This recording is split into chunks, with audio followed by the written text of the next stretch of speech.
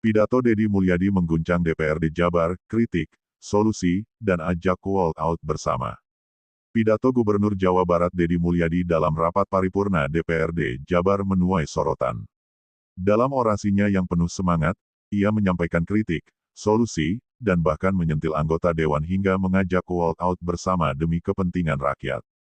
Gubernur Jawa Barat Deddy Mulyadi kembali mencuri perhatian publik lewat pidatonya yang berapi-api di hadapan DPRD Jawa Barat dalam forum resmi tersebut. Deddy membuka pidato dengan gaya khasnya yang santai dan penuh sindiran halus kepada para politisi. "Saya tahu kontrak media Pak Ono sudah banyak," sindirnya sambil tertawa, menandai pembuka pidato yang tak biasa. Namun isi pidato segera beralih ke hal-hal serius. Deddy menyampaikan apresiasi kepada Kejaksaan Agung yang menindak kasus dugaan penyimpangan kredit sebesar 600 miliar rupiah tanpa agunan oleh mantan pejabat BJB. Ia menegaskan bahwa koreksi telah dilakukan melalui RUPS BJB dan memastikan kasus ini tak mengganggu stabilitas keuangan daerah. Tak hanya itu, Deddy menyoroti banyak persoalan mendasar di Jawa Barat, seperti tingginya angka kemiskinan, yang menurutnya tidak hanya akibat rendahnya pendapatan, tetapi juga karena biaya hidup yang terus meningkat, terutama dalam sektor pendidikan.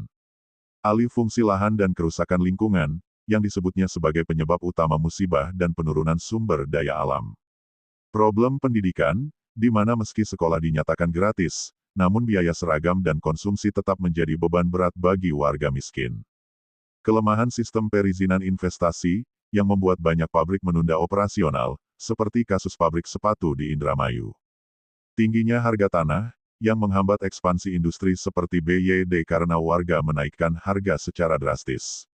Deddy juga menyampaikan perlunya integrasi antara pembangunan provinsi, kabupaten kota, dan desa, termasuk pemetaan lokasi kemiskinan dan infrastruktur bermasalah hingga ke tingkat desa. Dengan suara yang meninggi, ia menegaskan bahwa aksinya yang sering viral, seperti operasi tambang liar, adalah langkah taktis, bukan pencitraan. "Kalau saya rapat duluan, besoknya tambang udah kosong," sindirnya.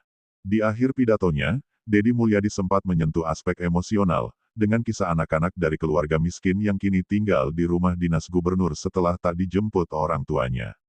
Ia mengajak seluruh pihak untuk berpikir layaknya, ketua RT dan kepala desa, bukan sekadar pejabat struktural.